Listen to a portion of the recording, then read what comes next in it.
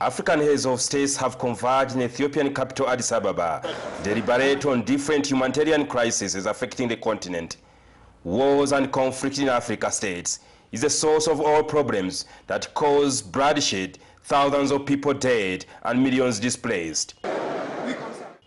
One of the major causes of concern is the increasing number of refugees and internally displaced people on the continent. In order to find a remedy to this refugee crisis, the African heads of states have recommitted themselves to ensure that all ongoing conflicts on the continent are brought to an end.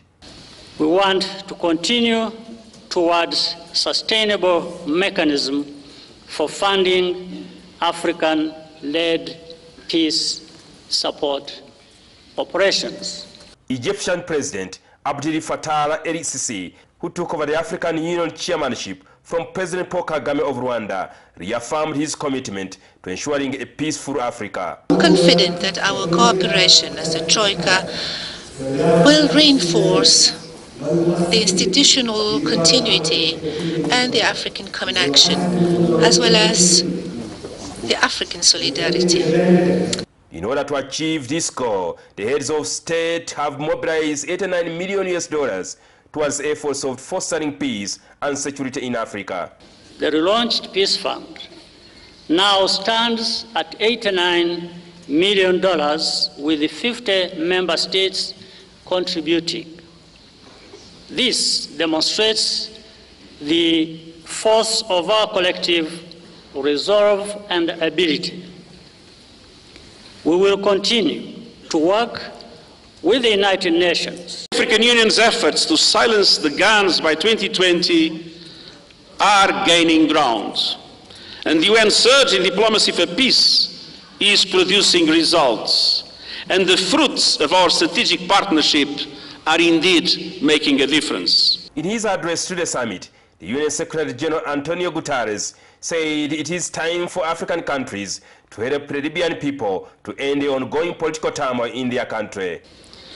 Despite the continent's own social, economic and security challenges, Africa's governments and people have kept borders, doors and hearts open to millions in need.